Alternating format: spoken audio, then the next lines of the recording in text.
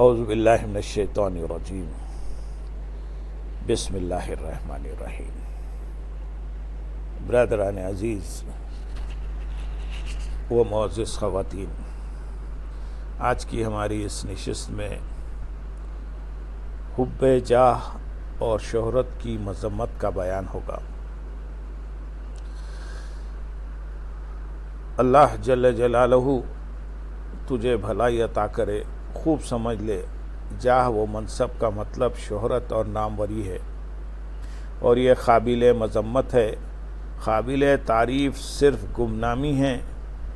ہاں، یہ ایک الگ بات ہے کہ بغیر شہرت و ناموری کی مشقت اٹھائے محض دین پھیلانے کے سبب اللہ تعالیٰ کسی کو مشہور کر دے تو یہ شہرت و ناموری قابل مذمت نہیں۔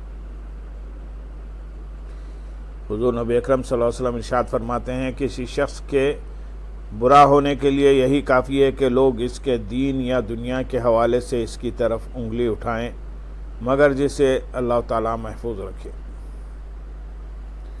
حضور نبی اکرم صلی اللہ علیہ وسلم کا ارشاد ہے، کسی شخص کے برا ہونے کے لیے یہی کافی ہے کہ لوگ اس کے دین یا دنیا کے حوالے سے اس کی طرف انگلیوں سے اشارہ کریں، مگر جسے اللہ تعالیٰ اس برائی سے محفوظ فرمائے۔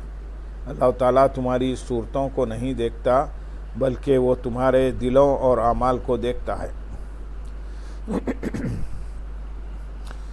حضرت سیدنا حسن بصری رحمۃ اللہ علیہ نے جب یہ حدیث روایت کی تو آپ سے کہا گیا، اے ابو سعید، جب لوگ آپ کو دیکھتے ہیں تو آپ کی طرف بھی تو انگلیوں سے اشارے کرتے ہیں۔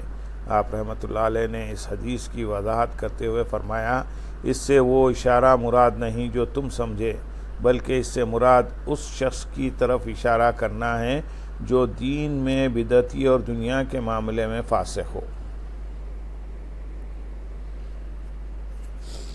امیر المومنین حضرت سیدنا علی المرتضیٰ کرم اللہ تعالی وجہہ الکریم فرماتے ہیں، خرچ کرو، تشہیر نہ کرو، اور خود کو اس لیے بلند نہ کرو کہ تمہیں پہچانا جائے اور تمہارا نام ہو، بلکہ چھپے رہو اور خاموشی اختیار کرو، سلامت رہو گے۔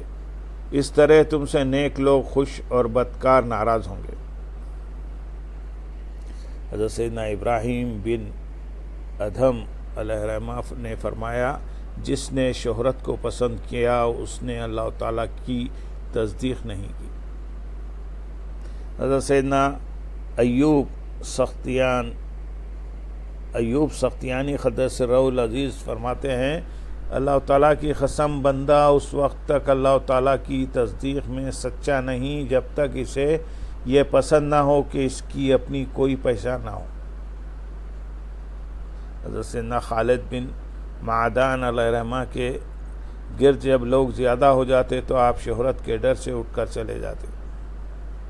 حضرت سیدنا ابو العالیہ رحمۃ اللہ علیہ کے متعلق منقول ہے کہ جب آپ کے پاس 3 سے زیادہ افراد بیٹھ جاتے تو آپ وہاں سے اٹھ کر کھڑے ہوتے۔ حضرت سیدنا طلحہ بن عبداللہ رضی اللہ تعالیٰ عنہ نے اپنے گرد تقریباً 10 افراد کو جمع دیکھا تو فرمایا، لالچ کی مکھیاں اور جہنم کے پروانے ہیں۔ حضرت سیدنا سلیم بن حنظلہ رحمۃ اللہ علیہ فرماتے ہیں، ایک مرتبہ ہم حضرت سیدنا ابی بن کعب رضی اللہ تعالیٰ عنہ کے ساتھ ان کے پیچھے پیچھے چل رہے تھے کہ اچانک امیر المومنین حضرت سیدنا عمر فاروق رضی اللہ تعالیٰ عنہ نے ان کو دیکھ کر اپنا کوڑا بلند کیا تو حضرت سیدنا ابی بن کعب رضی اللہ تعالیٰ عنہ نے عرض کی، اے امیر المومنین، ذرا ٹھہریے، یہ آپ کیا کر رہے ہیں؟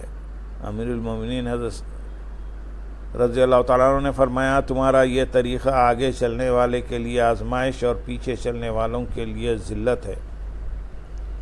حضرت سیدنا حسن بصری رحمۃ اللہ علیہ بیان کرتے ہیں کہ ایک دن حضرت سیدنا عبداللہ بن مسعود رضی اللہ تعالیٰ عنہ اپنے گھر سے باہر تشریف لائے تو کچھ لوگ ان کے پیچھے چل دیے۔ آپ رضی اللہ تعالیٰ عنہ نے ان کی طرف رخ کر کے فرمایا، تم میرے پیچھے کیوں چلتے ہو؟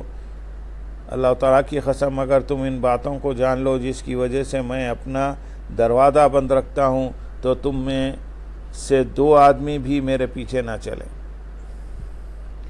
سیدنا حسن بصری رحمۃ اللہ علیہ فرماتے ہیں، اگر بیوقوفوں کے پیچھے چلنے والے زیادہ ہو جائیں تو ان کے دل کم ہی ثابت قدم رہ پاتے ہیں۔ ایک مرتبہ آپ باہر تشریف لائے تو ایک جماعت آپ کے پیچھے چلنے لگی۔ آپ رحمۃ اللہ علیہ نے فرمایا تمہیں مجھ سے کوئی کام ہے، ورنہ تمہارا یہ عمل مومن کے دل میں کچھ باقی نہ چھوڑے گا۔ منقول ہے کہ ایک شخص حضرت سیدنا عبداللہ بن محریز رحمۃ اللہ علیہ کے ساتھ شریک سفر ہوا۔ جب ان سے جدا ہونے لگا تو عرض کی حضور کوئی نصیحت فرمائیے۔ حضرت سیدنا ابن محریز رحمۃ اللہ علیہ نے فرمایا اگر تم سے ہو سکے تو یہ 3 کام کرنا: تم دوسروں کو پہچانو لیکن تمہاری کوئی پہچان نہ ہو۔ نمبر 2 تم چلو لیکن تمہارے پیچھے کوئی نہ چلے۔ اور نمبر 3 تم سوال کرو لیکن تم سے کوئی سوال نہ کرے۔ حضرت سیدنا ایوب سختیانی قدس سرہ العزیز ایک سفر پر روانہ ہوئے تو بہت سے لوگ بھی آپ کے ساتھ ہو لیے۔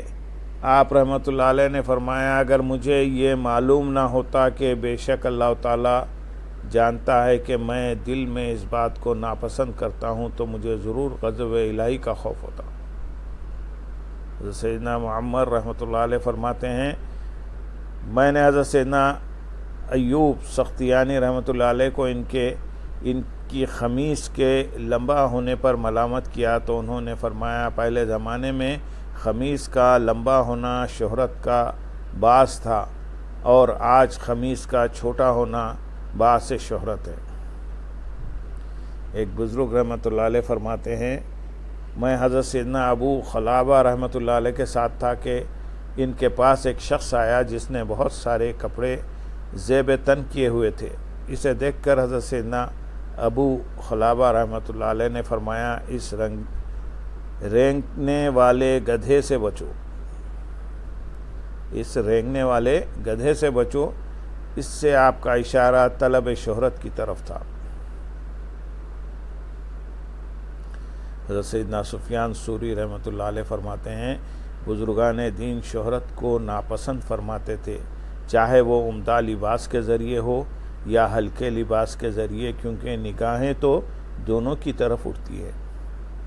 ایک شخص نے حضرت سیدنا بشر حافی رحمۃ اللہ علیہ کی خدمت میں عرض کی حضور مجھے کوئی نصیحت فرمائیں، اپنے ذکر کو چھپائے رکھو اور حلال کھانا کھاؤ۔ آپ نے فرمایا اپنے ذکر کو چھپائے رکھو اور حلال کھانا کھاؤ۔ حضرت سیدنا حوشب بن عقیل رحمۃ اللہ علیہ روتے ہوئے فرمایا ہائے افسوس میرا نام جامع مسجد تک پہنچ گیا۔ حضرت سیدنا بشر حافی رحمۃ اللہ علیہ فرماتے ہیں میں کسی ایسے شخص کو نہیں جانتا جس نے شہرت کی چاہت کی ہو اور اس کا دین تباہ اور وہ خود ذلیل و رسوا نہ ہوا ہو۔ اسی طرح آپ رحمۃ اللہ علیہ سے منقول ہے کہ جو شخص لوگوں میں اپنی شہرت کا طالب ہو وہ آخرت کی لذت نہیں پا سکتا۔ اللہم صلی علی سیدنا محمد وعلی آل سیدنا محمد وبارک وسلم وآخر دعوانا ان الحمد للہ رب العالمین۔ سبحان ربک رب العزت عما